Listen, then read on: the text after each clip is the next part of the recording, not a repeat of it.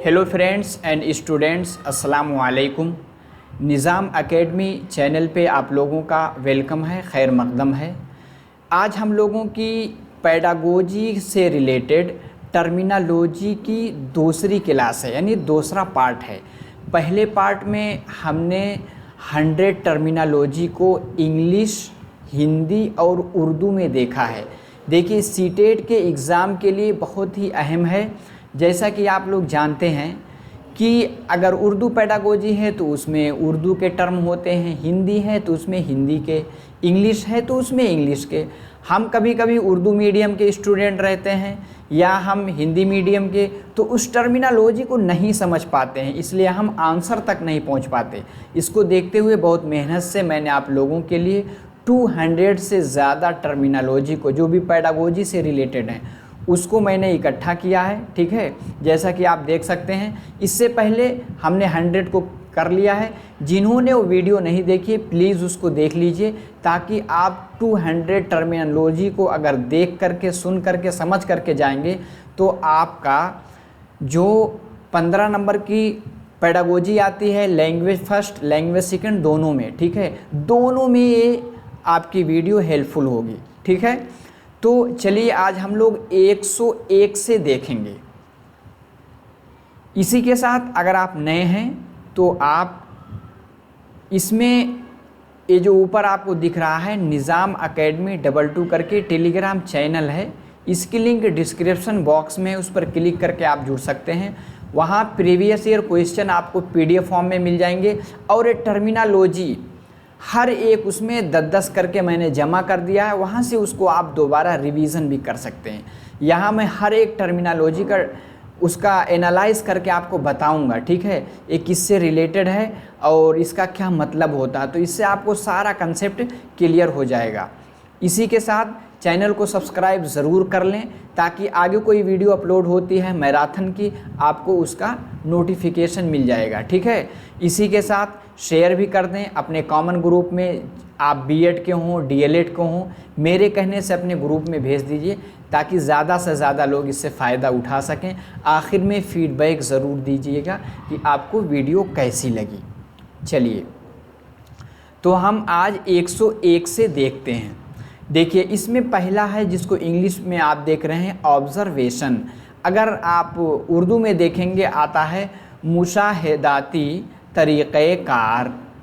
आप देखेंगे बच्चों के इवैल्यूएशन के बहुत सारे तरीक़े होते हैं, यानी किस तरह से हम उनका अंदाज़े क़द्र करते हैं। उसमें से एक तरीका ऑब्ज़र्वेशन यानी मुशाहदाती तरीक़ेकार। जब बच्चा स्कूल में आता है हम उसको ऑब्ज़र्व करते हैं और उसकी हर एक एक्टिविटीज़ को लिखते रहते हैं। ठीक है, उसको हिंदी में कहते हैं अवलोकन। ठीक है, आगे क्या है, रेटिंग स्केल यानी दर्जाबंदी का पैमाना, जिसको क्रम निर्धारण मान। रेटिंग स्केल, जैसे आप ऑनलाइन कोई चीज़ जब बुक करते हैं, जैसे आप अमेज़न से कोई चीज़ बुक करें या कहीं भी कोई भी प्रोडक्ट जब आप लेने जाते हैं, तो आखिर में एक मैसेज आता है, इसको कितना रेटिंग देंगे, एक देंगे कि 2 देंगे कि 3 देंगे कि 4 देंगे। यही रेटिंग स्केल है। आखिर में 10 तक होता है, यानी 10 नंबर देंगे, या इसी तरह स्टार आ जाता है कि 5 स्टार देंगे। वही चीज़ आपकी रेटिंग स्केल होती है। इसके ज़रिए भी हम इवैल्यूएशन करते हैं। आगे है सोशियोमेट्री यानी समाजियात, यानी हम बच्चों को 10-12 लोगों के ग्रुप में भेज देते हैं और कहते हैं कोई एक्टिविटीज़ करो, तो हम उसमें देखते हैं कि बच्चा क्या समाज में वो सबसे घुल मिल सकता है। ऐसा नहीं कि जाते ही फ़ौरन लड़ाई कर ले। आगे एक होता है क्यूम्युलेटिव रिकॉर्ड, जिसको आप मजमूई रिकॉर्ड कहते हैं, यानी संचयी रिकॉर्ड। ये मजमूई रिकॉर्ड यानी क्यूम्युलेटिव क्या है, आप देखेंगे जब बच्चा एक स्कूल से दूसरे स्कूल में जब उसका ट्रांसफ़र होता है, दूसरे स्कूल में जाता है, तो उसको TC मिलती है, यानी ट्रांसफ़र सर्टिफिकेट लेकर जाता है। उसमें उसका सारा एक ब्यौरा दिया जाता है। क्यूम्युलेटिव रिकॉर्ड में सारी चीज़ें दर्ज की जाती हैं कि बच्चा किस फैमिली से बिलोंग करता है, उसकी कम्युनिटी क्या है, फिर वो फैमिली में कितने उसके भाई बहन हैं, न्यूक्लियर फैमिली है या जॉइंट फैमिली है, और फिर उसके वालिदैन हैं उनका पेशा क्या है, इससे थोड़ा बच्चे का बैकग्राउंड समझ में आता है। इंटरव्यू, आप इंटरव्यू जानते ही हैं, जिसको हिंदी में कहते हैं साक्षात्कार, ठीक है। अब देखिए ये जो आपको दिख रही है, मैंने अभी हाल ही में जनवरी में आप लोगों के लिए उर्दू पेडागोजी की मैराथन बनाई है। इसकी लिंक डिस्क्रिप्शन बॉक्स में मौजूद है, आप क्लिक करके आप जुड़ सकते हैं। या marathon class by Nizam Academy, marathon class by Meraj sir करके आप देखेंगे तो आपको मिल जाएगा। उर्दू पेडागोजी का पूरा निचोड़ 2 घंटे में मैंने बनाया है। जितनी आपके सिलेबस में है हर एक कंसेप्ट के बारे में डिटेल से इसमें डिस्कस किया गया, इसको आप देख करके जाइएगा, बहुत फ़ायदा होगा। चलिए अब 106 हम देखते हैं। एडजेक्टिव, एडजेक्टिव जिसको हम कहते हैं सिफत और हिंदी में क्या कहते हैं, विशेषण। प्रोनाउन जो नाउन की जगह यूज़ होता है, जिसको ज़मीर कहते हैं यानी सर्वनाम। आगे है सिनोनिम्स। आपको जब पैराग्राफ दिया जाता है, पैराग्राफ में से यानी 15 नंबर का तो वही आएगा, आपका पैराग्राफ आएगा, तो पैराग्राफ में से उसमें कॉम्प्रिहेंशन के क्वेश्चन आते हैं, तफहीम के, ठीक है। तो उसमें पूछा जाता है, कोई अल्फाज उठा लिया जाएगा, वही उसी पैराग्राफ से, उसी फ़क़रे से पूछा जाएगा इसका मुतरादिफ। मुतरादिफ थोड़ा थोड़ा दिमाग घूम जाता है, मुतरादिफ का मतलब ही क्या है। मुतरादिफ का मतलब होता है सिनोनिम्स, यानी पर्यायवाची, यानी समान अर्थी शब्द, ठीक है। दूसरा पूछा जाता है मुतज़ाद, थोड़ा सा डिफ़िकल्ट है, आदमी समझ नहीं पाता मुतज़ाद का मतलब ही क्या है। मुतज़ाद का मतलब एंटोनिम्स, यानी उसका उल्टा, उसका विलोम, उसका विपरीत अर्थ क्या बनेगा। आगे है एडवर्ब, यानी फ़ेल मुताल्लिक़ या तमीज़। एडवर्ब क्या होता है कि इस वर्ब की जो एक्शन है उसमें मॉडिफाई करता है, ठीक है।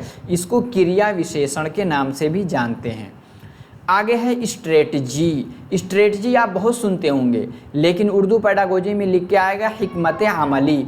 हिकमत अमली क्या होती है, जैसे आप क्लास में पढ़ाने जा रहे हैं, पढ़ाने के लिए कौन सी हिकमत इख्तियार करेंगे कि बच्चा ज़्यादा सीखे, यानी किस तरह से आप स्लाइड सेट करेंगे, किस तरह से बच्चों की सीटिंग अरेंजमेंट करेंगे, किस तरह से आप क्लास की शुरुआत करेंगे, इसको हिकमत अमली कहते हैं। इसी को हिंदी में रणनीति कहते हैं। आगे चैलेंजेस, यानी किसी भी चीज़ में जो चुनौतियां आती हैं, जिसको आप चैलेंज के नाम से भी जानते हैं।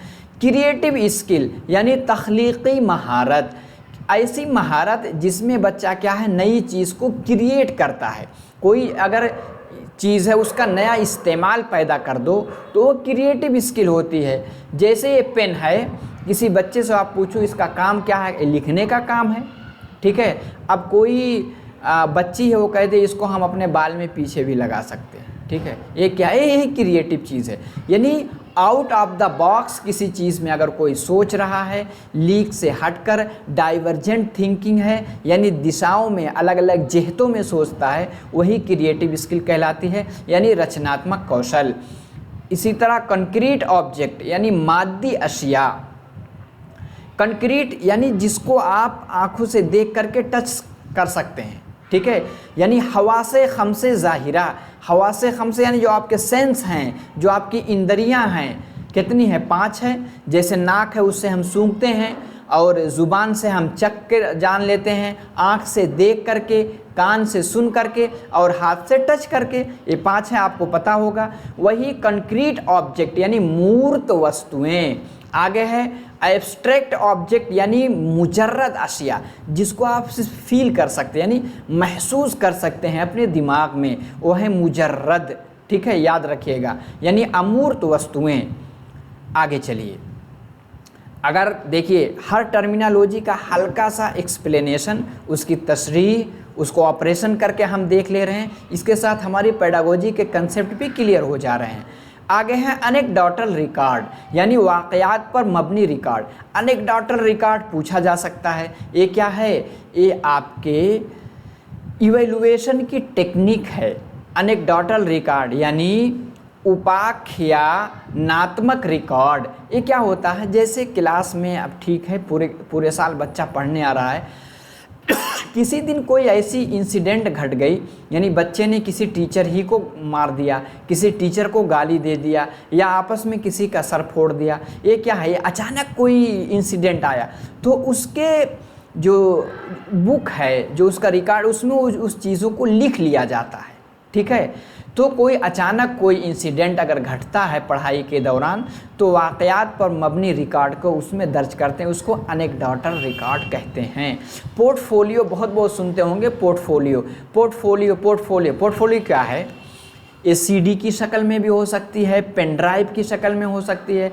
आप देखेंगे स्कूल में बहुत से को करिकुलर एक्टिविटीज़ होती है, जैसे कभी बैतबाजी होती है, कभी कोई ड्रामा कंपटीशन होता है, कभी कोई खेल होती है, उसमें बच्चे क्या है पार्टिसिपेट करते हैं, फिर एक स्कूल से बच्चे दूसरे स्कूल से उनका मुकाबला भी होता है। ये सब चीज़ें अगर उसमें कोई अचीवमेंट हुआ, बच्चों ने कोई नया कुछ किया, उसको पोर्टफोलियो ही में दर्ज किया जाता है। ठीक है, समझ में आ गया होगा। टेक्स्ट बुक यानी दरसी किताब, जो आपका सिलेबस का हिस्सा है, यानी पाठ्य पुस्तक। आगे है ऑडियो विजुअल यानी समाई बसरी यानी श्रव्य दृश्य। समाई यानी कोई ऐसी यानी क्या कहेंगे मटेरियल, कोई ऐसा टूल्स जिससे आप सुनते हैं, जैसे आप कोई टेप चला दें। बसरी जिसको आप देख भी सकते हैं, जैसे प्रोजेक्टर। आजकल क्लासें आप मॉडर्न हो गई हैं, लोग लैपटॉप से पढ़ाते हैं, प्रोजेक्टर पे दिखा करके आवाज़ भी आती है, तस्वीर भी दिखती है, वो ऑडियो विजुअल हैं। बच्चों का अदब, चाइल्ड लिटरेचर यानी बाल साहित्य। आपको पता है बच्चा जो उसकी किताब उसके अलावा कुछ और पढ़ता है लाइब्रेरी में जा कर के, वो बच्चों का अदब। जैसे आप देखेंगे आजकल मार्केट में चंपक जो मिलती है वो क्या है, वही चाइल्ड लिटरेचर है। इसी तरह उर्दू ज़ुबान में भी बहुत सारी मैगज़ीनें आती हैं। आगे है एक्टिविटी बेस्ड मटेरियल यानी कोई भी मटेरियल जिसके ज़रिए बच्चा एक्टिविटी करता है, वही सरगर्मी पे मबनी मवाद यानी गतिविधि आधारित सामग्री। आगे है बाइलिंगुअल, कोई भी चीज़ दो ज़ुबान में, जैसे मैं उर्दू में भी बता रहा हूँ, हिंदी में भी बता रहा हूँ, दो ज़ुबान होगी, यही क्या कहेंगे बाइलिंगुअल यानी जू लसानी। जू थोड़ा कन्फ्यूज़ करेगा, जू का मतलब ही होता है दो, जू लसानी यानी द्विभाषिक। आगे है टेक्सोनोमी, आपने ब्लूम्स की टेक्सोनोमी पढ़ी होगी। टेक्सोनोमी का मतलब ही क्या होता है, टेक्सोनोमी का मतलब होता है दर्जा बंदी। ब्लूम ने लर्निंग ऑब्जेक्टिव को जो 3 हिस्सों में बांटा है, एक साइकोमोटर, एक अफेक्टिव डोमेन, ठीक है, और एक होता है आगे देखेंगे 3 डोमेन थे, 3 डोमेन इन्होंने बयान, एक होता है कॉग्निटिव डोमेन, ठीक है, कॉग्निटिव डोमेन, साइकोमोटर और अफेक्टिव, 3 डोमेन इन्होंने बांटा है। तो टेक्सोनोमी को कहते क्या है, दर्जाबंदी, जो अलग अलग दर्जे में, एक अफेक्टिव में, एक इन्होंने कॉग्निटिव में, एक किस में, साइकोमोटर में, तो उसको वर्गीकरण कहते हैं। क्लासिफिकेशन का मतलब भी दर्जाबंदी। और इंस्ट्रक्शनल ऑब्जेक्टिव यानी तदरीसी मकासद, इन्होंने तदरीसी मकासद को मुतय्यन किया है यानी शैक्षिक उद्देश्य। आगे चलिए, कोई स्पेलिंग जिसको आप हिज्जे कहते हैं यानी वर्तनी। आगे है नंबर जिसको तादाद यानी वचन के नाम से जानते हैं। जेंडर जिसको जिन्स कहते हैं। आप इसमें यानी जेंडर में बहुत पूछा जाता है, कहीं जेंडर बायसनेस है यानी स्टेरियोटाइप है, जैसे कहीं आपने डिसाइड कर दिया लेडीज़ है तो घर का काम करेगी, लड़का है तो बाहर का, ही क्या है, यही जेंडर स्टेरियोटाइप है। इसी तरह एक लफ्ज़ आता है प्रेजुडिस यानी तासुब, पहले ही से सोच लो लड़की है तो ये काम नहीं कर सकेगी, लड़का है तो वही वो काम करेगा, तो इसको क्या कहते हैं, जीन्स में 2 जीन्स होती हैं, एक मेल एक फीमेल। साबका लाहिका बहुत पूछा जाएगा आपका पैराग्राफ में से, जो चीज़ें पहले ला करके और ऐड की जाती हैं उसको प्रीफिक्स यानी उपसर्ग, जिसको हिंदी में उपसर्ग कहते हैं, और सफिक्स जो आखिर में चीज़ें जोड़ी जाती हैं, जैसे उसको लाहिका, साबिका मतलब पहले, लाहिका मतलब बाद में, जिसको आप सफिक्स कहते हैं यानी प्रत्यय, ठीक है। आगे चलिए, देखिए जिसमें बहुत ज़्यादा तशरीह नहीं, उसमें हम जल्दी से आगे चलते हैं, लेकिन जिसको बताना ज़रूरी है उसको हम एक्सप्लेन भी कर देते हैं। आगे है देखिए 3 डोमेन आगे आ गया। कॉग्निटिव डोमेन यानी उकूफ़ी मैदान यानी संज्ञानात्मक क्षेत्र। अफेक्टिव डोमेन यानी तासुराती या मैदान, भाव भावात्मक जिसको कहते हैं, साइकोमोटर यानी नफ्सी हरकी मैदान यानी मन और शारीरिक वाले उद्देश्य। आगे है बिहेवियरल ऑब्जेक्टिव यानी तर्ज अमल का मकसद, यानी बच्चा किस तरह से सलूक करता है, बर्ताव करता है। आगे है रीजनिंग जिसको इस्तेदलाल के नाम से जानते हैं, जिसको आप तर्क कहते हैं, ठीक है, ये तारक नहीं तर्क होता है। चलिए देखिए, अगर मज़ा आ रहा तो थोड़ा सा लाइक भी करें और चैनल को सब्सक्राइब करके फीडबैक ज़रूर दें, कमेंट बॉक्स में ज़रूर लिख के बताएं कि समझ में आ रहा। अब देखिए, इन्होंने कॉग्निटिव डोमेन में दिया था, किसने, ब्लूम्स ने, एक नॉलेज मतलब मालूमात, कोई चीज़ आपको बताया गया आपने मालूम कर लिया। अंडरस्टैंडिंग यानी उसको तफहीम यानी थोड़ा सा लेवल ऊपर हो जाता है, ठीक है। जैसे एप्लीकेशन उसका इतलाक़ करना, जैसे शुरू में आप पोएम वगैरह जो रट लेते हैं वो मालूमात हो गया, जिसको ज्ञान कहते हैं। तफहीम यानी उसको समझ रहे हैं, समझ करके फिर अप्लाई भी कर लेंगे, वही हो जाता है एप्लीकेशन यानी अनुप्रयोग। और एनालिसिस मतलब तज्जिया यानी विश्लेषण, यानी किसी चीज़ को टुकड़ों में तोड़ तोड़ करके उसको समझने की कोशिश कर रहे हैं। और सिंथेसिस जिसमें चीज़ों को जोड़ते हैं यानी तरकीब देना, जिसको आप संश्लेषण के नाम से जानते हैं। आगे है रिसीविंग, कोई चीज़ आप बोली गई आपने उसको रिसीव किया यानी प्राप्त करना। रिस्पॉन्डिंग, मैं कुछ बोला आपने उसको रिसीव किया, फिर आप जवाब देंगे उसको, रद्द अमल यानी प्रतिक्रिया। वैल्यूइंग यानी कद्र करना, फिर उसको आप अगर अहमियत देंगे उसको वैल्यूइंग कद्र करना यानी महत्व देना। कंसेप्चुअलाइजेशन यानी तसव्वुर कायम करना, जिसको अवधारणा, कंसेप्ट यानी तसव्वुर, दिमाग में एक उसके बारे में अवधारणा बनाना यानी तसव्वुर कायम करना। कैरेक्टराइजेशन किरदार साजी, कोई चीज़ अच्छी लगी आपने सुना उसका जवाब दिया, फिर उसको अपनी डेली लाइफ में उतार लेते हैं, उस तरह आप भी करने लगते हैं, तो उसको किरदार साजी कहते हैं। जैसे आपने देखा कोई एकदम पंक्चुअल है, टाइम का, डेली स्कूल आता है, वक्त पे आता है, आपने उस कंसेप्ट को दिमाग में रखा, रखने के बाद क्या किया, कैरेक्टराइजेशन कर लिया, उसी तरह आप भी करने लगे, ठीक है, यानी लक्षण वर्णन। आगे चलिए, आगे है इमिटेशन यानी नकल करना, अनुकरण, जैसे हम बोल रहे हैं आप पीछे पीछे उसी तरह की एक्टिविटीज़ कर रहे हैं, उसको इमिटेशन कहते हैं। मैनिपुलेशन, मैनिपुलेशन सलीकाबंदी, कोई चीज़ है उसमें थोड़ा सा रद्दोबदल करके अपने तरीके से उसका यूज़ करना मैनिपुलेशन कहलाता है, यानी कार्य साधन, उसको सही करके यूज़ करना। आगे है प्रिसीजन यानी दुरुस्तगी, जिसको आप शुद्धता कहेंगे। आर्टिकुलेशन यानी तरतील देना यानी जोड़बंदी, किसी चीज़ को जोड़ना।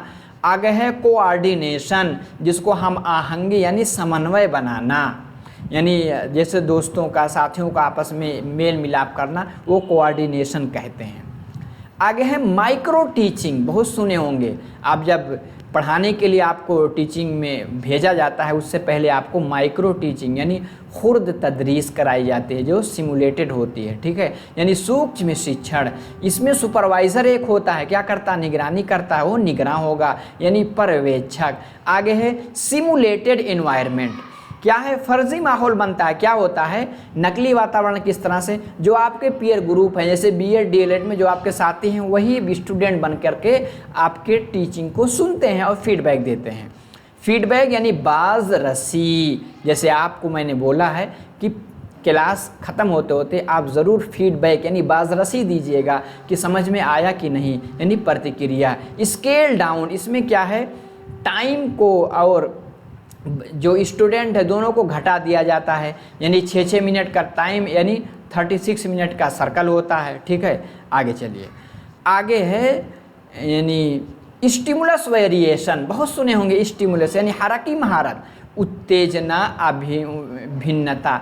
स्टिमुलस वेरिएशन क्या है, आप एक जगह जा कर के क्लास में सीट पे बैठ गए, ना हाथ हिला रहे हैं, ना पैर हिला रहे हैं, ना आंखों से इशारा कर रहे हैं, चुपचाप किताब में देख करके पढ़ा रहे हैं, बच्चा बोर हो जाएगा, क्लास से पीछे से खिसक जाएगा। इसलिए कहा जाता है स्टिमुलस वेरिएशन होना चाहिए, यानी जहाँ रुकना है वहाँ रुकिए, थोड़ा सा टहल करके बताइए, अपने हाथ वगैरह का इशारा कीजिए, आई कांटेक्ट बच्चों से बनाइए, ये सब क्या है, स्टिमुलस वेरिएशन में आता है। कहाँ रुकना है, कहाँ ठहरना है, किस तरह से इशारा करना है। आगे है इंट्रोडक्शन, जिसको तारुफ यानी परिचय कहते हैं। साइलेंस नॉन वर्बल क्लू यानी खामोशी गैर ज़ुबानी इशारात। आप खामोश हैं फिर भी ऐसा इशारा कर रहे हैं कि बच्चा समझ रहा है कि हमको क्या करना है, यानी मौन गैर मौखिक संकेत। रीइंफोर्समेंट, आपको पता है जैसे आप बच्चा थोड़ा सा आपने सवाल पूछा, थोड़ा बता पाया, आधा गलत, आपने तो कहा शाबाश शाबाश बताओ बताओ बताओ, अब पूरा जवाब बताया, वही क्या हुआ रीइंफोर्समेंट यानी तक़वियत देना यानी ताकत पहुंचाना, जिसको पुनर्बलन कहते हैं। प्रोबिंग क्वेश्चन यानी तहकीकी सवालात, जांच प्रश्न। क्या है, आपने एक सवाल पूछा, बच्चा क्या है समझ नहीं पाया, अब ऐसा सवाल पूछा जो उस सवाल का जवाब उसमें छिपा हुआ है, तो उससे क्या है, उससे वहाँ तक पहुँच जाता है। यही प्रोबिंग क्वेश्चन यानी तहकीकी सवालात कहलाते हैं, यानी जांच प्रश्न। आगे है अटेंडिंग बिहेवियर यानी तलबा के बर्ताव की निशानदेही यानी व्यवहार की पहचान। आगे है इलस्ट्रेटिंग, मिसालों के साथ चीज़ों को बता रहे हैं, उसकी तस्वीर दिखा रहे हैं, जिसको आप चित्रण कहते हैं। आगे है रिपीटेशन यानी इयादा करना यानी पुनरावृत्ति, जो भी आपने पढ़ाया दोबारा बता रहे हैं। जेस्चरिंग यानी चेहरे के ज़रिए, चेहरे से कुछ इशारा कर रहे हैं।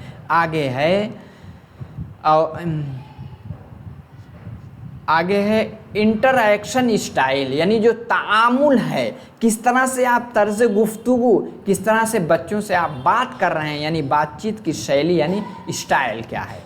आगे फैमिलियर यानी वाकिफ़ होना, ठीक है, जिसको पारिवारिक कहते हैं। साइकोलॉजी जिसको आप नफ्सियात कहते हैं, ठीक है, आप साइकोलॉजी पढ़ ही रहे हैं, यानी मनोविज्ञान यानी किसी के मन का विज्ञान पढ़ना। इंडिविजुअल डिफरेंसेस आपको पता है, इनफिरादी इख्तलाफात, कमरे में अगर 10 बच्चे हैं सबके अंदर डिफरेंस पाई जाती है, ठीक है, यानी व्यक्तिगत मतभेद।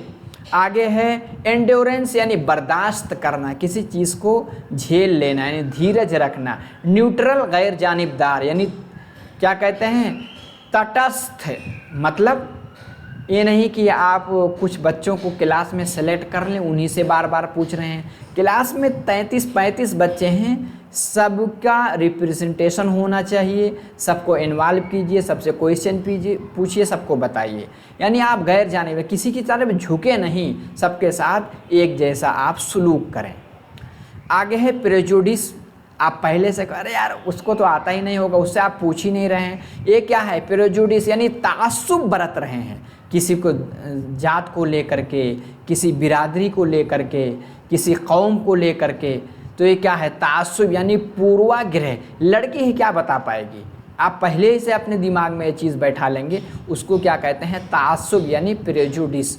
आगे है प्रोफेशन यानी पेशा, व्यवसाय क्या है। कॉन्फिडेंस यानी एतमाद, आप खुद भरोसा रखते हैं हम उसको कर सकते हैं, आत्मविश्वास। आगे रूल्स एंड रेगुलेशन यानी कवायद व ज़वाबित क्या हैं, नियम और विनियम। आगे है डोमेस्टिक टेम्परामेंट यानी जमहूरी मिजाज क्या है। आप क्लास में हिटलर बन के यानी ऑटोक्रेटिक बन के ना बैठे रहें, कोई भी बच्चा क्लास में सवाल नहीं पूछ सकता, वो जमहूरी मिजाज नहीं होगा। जमहूरी मिजाज मतलब कोई भी आपसे जब चाहे स्टूडेंट खड़ा हो करके जो भी कंसेप्ट ना क्लियर आए कि सर जी मुझे ये चीज़ समझ में नहीं आया, दोबारा समझाइए, इसको फिर से बताइए, या ये चीज़ गलत लग रही है, यानी डोमेस्टिक टेम्परामेंट। कोई भी पूछे आप भड़क मत जाइए, उसको सुनिए, ठीक है। जमहूरी मिजाज यानी लोकतांत्रिक स्वभाव होना चाहिए। आगे है ऑर्गेनाइज्ड लीडर यानी मुनज़्ज़म रहनुमा, जो भी लीडर हो ऑर्गेनाइज फॉर्म में हो, यानी उनकी कोई सुन ही नहीं रहा है, ठीक है, यानी संगठित नेता होना चाहिए। कम्युनिकेटर खबर रसा राब्ताकार, कम्युनिकेटर जैसे हम आपसे बोल रहे हैं, एक कम्युनिकेशन कर रहे हैं, तो बोलने वाला क्या हुआ, कम्युनिकेटर, यानी मैं आपसे राब्ता कर रहा हूँ, यानी संप्रेषक। आगे है करिकुलम, 2 लफ्ज़ आते हैं, बहुत कन्फ्यूजिंग होती है, सीख लीजिए। एक होता है करिकुलम, एक होता है सलेबस।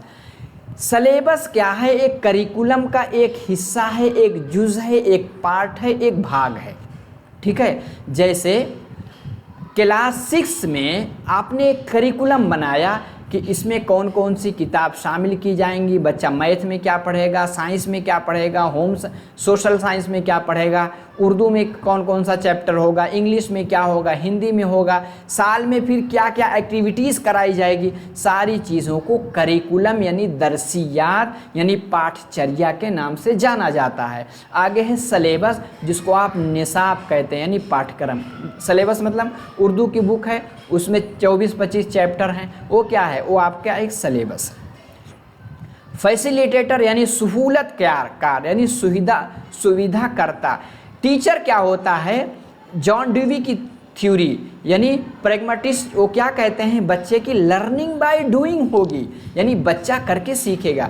टीचर क्या करेगा, टीचर फैसिलिटेटर यानी सहूलतकार यानी सुविधा करता होगा। आगे चलिए, एक होता है क्रिएटिव माइंड, तख्लीकी जहन, यानी किसी भी चीज़ का, किसी भी मसले का सलूशन एक अलग तरह बताना, तख्लीकी जहन यानी रचनात्मक बुद्धि कहलाती है। स्टैटिस्टिक्स यानी शुमारियात, जिसको आप क्या कहते हैं, सांख्यिकी। एक टॉपिक्स यानी उन्वान, जिसको विषय के नाम से जानते हैं। एक्सपीरियंसेस यानी कहते हैं एक्सपीरियंस कितना है, यानी तजर्बा कितना है, तजर्बात यानी अनुभव। एक फैक्टर यानी इसका क्या फैक्टर, फैक्टर का मतलब अवामिल, ठीक है, यानी कारक। आगे चलिए, एक होता है कल्चर, एक होता है सिविलाइजेशन। कल्चर को क्या कहते हैं, सकाफत, जिसको आप संस्कृति कहते हैं। आगे है सिविलाइजेशन, जिसको आप तहजीब यानी सभ्यता के नाम से जानते हैं। कोई भी ज़ुबान हो, किसी भी कौम की ज़ुबान हो, ज़ुबान क्या है, कल्चर सिविलाइजेशन को रिप्रेजेंट करती है, ठीक है। इसीलिए अगर कोई ज़ुबान मर जाती है तो उसका कल्चर और सिविलाइजेशन भी मर जाता है, ठीक है। तो सकाफ़त उसको कहते हैं, तहजीब उसको कहते हैं। इनोवेशन, इख्तिरा यानी नवाचार, कोई नई चीज़ बनाना। प्लान मतलब मंसूबा यानी योजना। राइट टू एजुकेशन यानी तालीम का हक, इस पर डिटेल से मैंने वीडियो बनाई है, आप उर्दू पेडागोजी वाली प्ले लिस्ट में आप डिटेल से हर एक कंसेप्ट को देख सकते हैं, जिसको हम क्या कहते हैं, शिक्षा का अधिकार। चलिए आगे है इंक्लूसिव एजुकेशन यानी शमूलियाती तालीम। इंक्लूसिव एजुकेशन, एक क्लास में 35 बच्चे हैं, कोई बच्चा कम सुनता है, कोई हाइट में कम है, किसी का जहन कम है, किसी कोई अलग उसकी मादरी ज़ुबान है, सबको हम एक छतरी के नीचे यानी एक क्लास के रूम में सभी को बिठा करके सबको समझाने की कोशिश करेंगे। हर बच्चे के अकॉर्डिंग अपनी टीचिंग मेथड में हम तब्दीली लाएंगे, ठीक है। उसी तरह की स्ट्रेटजी बनाएंगे, उसी तरह से टेक्निक इख्तियार करेंगे, ठीक है। तो इंक्लूसिव एजुकेशन यानी शमूलियाती तालीम यानी समावेशी शिक्षा। आगे है कॉग्निटिव, जिसको हमने पढ़ भी रखा है, वकूफ़ी यानी संज्ञानात्मक, जिसका ताल्लुक दिमाग से होता है। और इंडक्टिव मेथड आप पढ़े होंगे, एक इंडक्टिव एक डिडक्टिव। इंडक्टिव में क्या होता है, जिसको इस्तक़राई, याद रखिएगा, इस्तक़राई तरीक़ा यानी आगमन विधि। जैसे हम बच्चों को नाउन यानी इसम के बारे में बताना चाहते हैं, संज्ञा के बारे में, हमने पूछा आपका नाम क्या, किसी ने कहा कि मेरा नाम खालिद है, कोई कहा राम है, कोई कहा लेडीज़ है, कोई कहा बुशरा है। तो और फिर पूछा एक किस जगह है, किसी, अब जो जगह है हैदराबाद कोई बोला, कोई दिल्ली बोला, जो जगह होगी वो अपना जगह बताएगा। फिर पूछा फिर ये क्या है, उसने कहा ब्लैक बोर्ड है, फिर एक चेयर है। फिर टीचर ने सारी मिसालें ले ली, फिर कहा किसी शख्स, किसी जगह, किसी चीज़ के नाम को हम नाउन कहते हैं यानी इस्म कहते हैं, संज्ञा कहते हैं। तो हम मिसालों से रूल की तरफ जा रहे हैं। यही क्या है, इंडक्टिव मेथड यानी इस्तक़राई तरीक़ा। प्राइमरी लेवल पे, अपर प्राइमरी लेवल पे ये तरीक़ा सबसे अच्छा माना जाता है। क़वायद ग्रामर को सिखाने का भी सबसे अच्छा तरीक़ा इंडक्टिव मेथड यानी इस्तक़राई यानी मिसालों से रूल की तरफ हम जाते हैं, ठीक है। डिडक्टिव मेथड यानी इस्तख़राजी, पहले हम रूल बता देंगे फिर उसकी मिसालें बता देंगे, उसको क्या कहेंगे, उसका उल्टा। तो डिडक्टिव इंडक्टिव, पहला क्या है, इस्तक़राई उर्दू में लिख के आएगा, और डिडक्टिव यानी इस्तख़राजी। इस्तक़राई में पहले मिसाल बयान करते हैं, फिर कायदा बताते हैं। इस्तख़राजी में पहले कायदा बताते हैं, फिर मिसाल बताते हैं। इनसाइट यानी बसीरत, आपने देखा था वो जो सुल्तान का उन्होंने उस पर यानी गेस्टाल्ट जो थ्योरी है, गेस्टाल्टवाद वाले, उसमें क्या है, उस सुल्तान पे रिसर्च किया था ना। सुल्तान यानी एक चिंपैंजी पे पहले स्टूल रख लिया, फिर क्या हुआ, फिर एक लकड़ी ला करके केला पकड़ लिया। यानी अंदर से जो चीज़ सोच दिमाग लगाता है आदमी, उसको इनसाइट यानी बसीरत यानी अंतर्दृष्टि के नाम से जाना जाता है। चलिए ठीक है।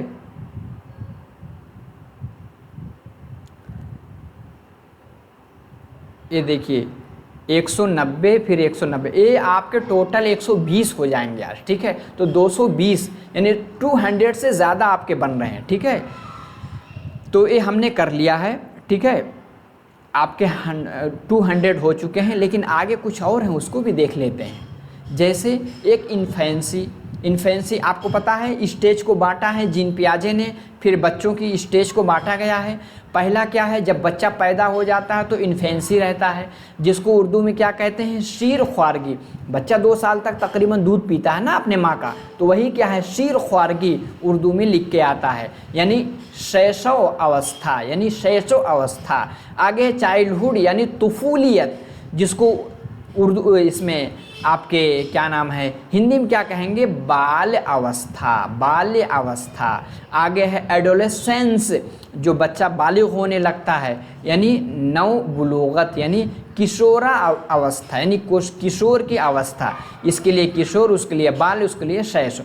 मोटिवेशन बहुत बार बार सुनते होंगे, मोटिवेशन उर्दू में कभी तहरीक लिख के आएगा, कभी हौसला अफजाई यानी प्रेरणा। Motivation national highway for learning. Motivation क्या है, 2 तरह के हैं, एक इंट्रेंसिक, एक एक्सट्रेंसिक, एक अंदरूनी, एक बाहरी। अंदरूनी लाइफ लॉन्ग चलता है, बाहरी क्या है, आप इसलिए पढ़ते हैं ताकि सीटेट निकल जाए, सीटेट निकलने के बाद आप पेडागोजी पढ़ना छोड़ देंगे। कौन सा मोटिवेशन हुआ, बाहरी यानी एक्सट्रेंसिक। आप इसलिए पढ़ते हैं ताकि आपको नॉलेज हो, सीटेट निकल जाएगा फिर भी पढ़ते रहेंगे। और एक इंटरैक्शन यानी ताआमुल, जैसे हम आपसे बात कर रहे हैं, आप हमसे बात कर रहे हैं, दोनों तरह से जो बातचीत होती है उसको क्या कहेंगे, ताआमुल यानी बातचीत, इंटरैक्शन, ठीक है। आगे चलिए, आगे है कंस्ट्रक्टिव अप्रोच। कंस्ट्रक्टिव मतलब होता है कोई ऐसा तरीका जिसमें बच्चा करके सीखे, यानी तामीराती नज़रिया यानी रचनात्मक उपागम। और मल्टीपल इंटेलिजेंस यानी तकसीरी ज़हानत, यानी अलग अलग फील्ड में ज़हानत के अलग अलग, जो आपने पढ़ा भी होगा कि एक स्पेशल इंटेलिजेंस होता है, एक यानी वाक वाला, तो सारा जो अलग अलग 8 बांटा गया है उसको आपने पढ़ा होगा। मल्टीपल यानी तकसीरी ज़हानत यानी बहुबुद्धि। मोटर हरकी, जैसे एक होता है फाइन मोटर, जैसे आप उंगलियों के पोरों से कुछ करते हैं, ग्रास मोटर बड़ी मसल जिसमें काम करती है। मोटर यानी हराकी, ये हरकत से है, क्रियात्मक। बहुत लोग आपको यूट्यूब पे सिखाएंगे हिरकी, हिरकी क्या होता है, हराकी यानी हरकत से है, यानी मोशन, मूवमेंट से है। सेंसेस यानी हवासे खमसा यानी इंद्रियां, मैंने आपको बताया 5 होते हैं।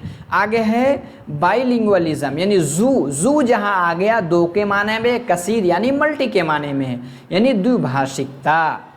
आगे कुछ और देख लेते हैं। तकरीबन ये 220 आपने दोनों वीडियो मिला करके 220 टर्मिनोलॉजी हो जाएंगे। मैंने सारा कवर कर दिया, बहुत हेल्पफुल हो जाएगा अगर आप पूरा देखेंगे। ऑडियो विजुअल एड्स यानी समाई और बसरी ज़राए। समाई जिसको आप सुनते हैं, बसरी जिसको आप देखते हैं, और एड्स यानी सामग्री। आगे है कॉन्टेक्स्ट, कहते हैं कॉन्टेक्स्ट के अकॉर्डिंग हम चीज़ों को सुनते हैं, यानी सियाक़ो सबाक़, यानी कोई इबारत है उसके आगे पीछे देख करके उसका हम माना निकालते हैं। आगे क्या है, जिसको हिंदी में क्या कहेंगे, संदर्भ। आगे है चाइल्ड सेंटर्ड। आजकल क्या है, हमारी टीचिंग क्या है, चाइल्ड सेंटर्ड है, यानी तिफ़्ल मरकूज़, यानी बच्चे को हम सेंटर में रख करके अपनी टीचिंग मेथड को, अपने तरीक़े को, स्ट्रेटजी को, अपने टेक्निक को किस तरह से बच्चे की नीड के अकॉर्डिंग हम तब्दीली करते हैं, ना कि अपने। किसको सेंटर में रखेंगे, बच्चे को, यानी चाइल्ड सेंटर यानी तिफ़्ल मरकूज़ यानी बाल केंद्रित। पेडागोजी, पेडागोजी अभी सुन, पेडागोजी मतलब हाउ टू टीच, यानी इल्म तदरीस, तदरीस का तरीक़ा आप तो सीख रहे हैं। आगे है शिक्षण शास्त्र। आगे है फैसिलिटेटर यानी जो टीचर होता है। मुआविने आमोजिश, मुझे थोड़ा लगा कि एक नया है इसलिए अलग से फिर मैंने दाखिल कर दिया। फैसिलिटेटर मुआविने आमोजिश यानी लर्निंग में जो मुआविन बने, कौन सा बनेगा, टीचर बनेगा, बच्चा करके सीखेगा, यानी सुगम करता। ठीक है, तो देखने में तो 205 लग रहे हैं, अच्छा कुछ और बचे हुए हैं, चलिए ठीक है। आगे क्या है, लिंग्विस्ट। लिंग्विस्ट क्या है, माहिर लिसानियात, जो ज़ुबान का माहिर हो, यानी भाषा विज्ञानी।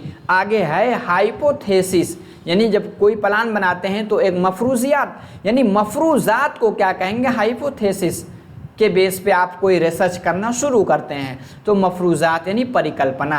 नेचर यानी नौइयत, फितरत या माहियत जिसको आप प्रकृति के नाम से जानते हैं। सोर्स यानी वसीला, यानी जिसको आप स्रोत कहते हैं। इंटीग्रेटेड यानी वहदानी, जो एक दूसरे से, जैसे हम लैंग्वेज स्किल इंटीग्रेटेड मैनर में सीखते हैं। वहदानी यानी एकीकृत तरीके से, ठीक है। तो ये हमने आज की क्लास में 220 टर्मिनोलॉजी दोनों क्लास में पूरी कर ली।